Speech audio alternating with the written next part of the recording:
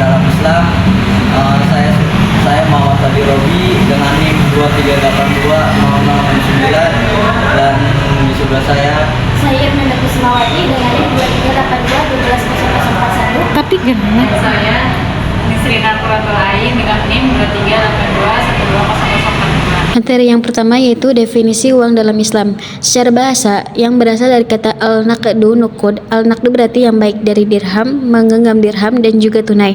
Kata nuqud tidak terdapat dalam Al-Quran dan hadis karena bangsa Arab umumnya tidak menggunakan nuqud untuk menunjukkan mata uang. Berikut istilah-istilah yang digunakan bangsa Arab untuk menunjukkan mata uang. Yang pertama itu dinar ain atau mata uang yang terbuat dari emas. Yang kedua itu dirham atau warik, mata uang yang terbuat dari perak. Yang ketiga itu fulus, mata uang yang terbuat dari lembaga. Secara istilah, uang didefinisikan sebagai suatu bentuk alat tukar menukar atau transaksi dan juga benda yang diakui masyarakat sebagai standar nilai. Konsep uang dalam Islam, dalam ekonomi Islam, uang hanya berfungsi sebagai alat tukar dan bukan sebagai modal yang bisa menghasilkan keuntungan dengan sendirinya. Sementara itu, dalam ekonomi konvensional, uang bisa berfungsi ganda. Selain sebagai alat tukar, juga dianggap sebagai modal yang dapat berkembang sendiri, misalnya melalui pinjaman berbunga atau investasi spekulatif.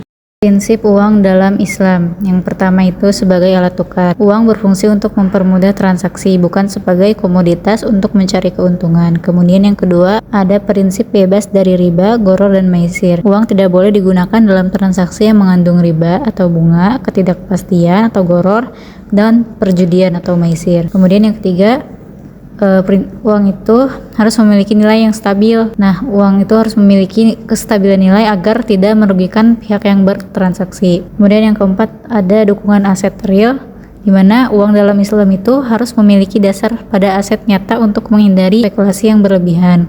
Kemudian yang kelima, distribusi kekayaan yang adil. Penggunaan uang harus mendorong pemerataan ekonomi dan tidak boleh digunakan untuk praktik penimbunan atau ihtikar. Kemudian yang terakhir, digunakan untuk aktivitas yang halal. Uang harus digunakan dalam transaksi yang sesuai dengan hukum Islam dan tidak untuk digunakan untuk kegiatan yang haram. Selanjutnya itu karakteristik uang dalam Islam. Pertama, uang harus terus mengalir, tidak boleh tertahan atau tertimbun dalam satu orang atau satu kelompok tertentu. Poin kedua, uang harus selaras dengan nilai intrinsik atau tidak mudah diciptakan kembali. Poin ketiga, Islam melarang keras penumpukan uang dan menjadikan uang sebagai komoditas. Poin terakhir yaitu Islam mengharapkan riba dan menolak akan jenis transaksi yang tidak jelas dan jual beli uang. Kesimpulan, dalam ekonomi Islam, uang memiliki konsep yang berbeda dari ekonomi konvensional. Uang hanya berfungsi sebagai alat tukar dan bukan sebagai modal yang dapat berkembang sendiri. Islam sendiri menekankan bahwa uang harus digunakan untuk transaksi yang halal, bebas dari riba, gharar, dan maisir, serta memiliki dukungan aset real agar nilainya stabil. Selain itu, Islam melarang penimbunan uang dan menekankan distribusi kekayaan yang adil. Dengan demikian, konsep uang dalam Islam bertujuan untuk menciptakan sistem ekonomi yang lebih adil dan stabil,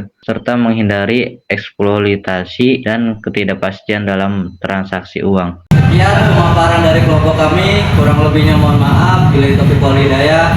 Wassalamualaikum warahmatullahi wabarakatuh.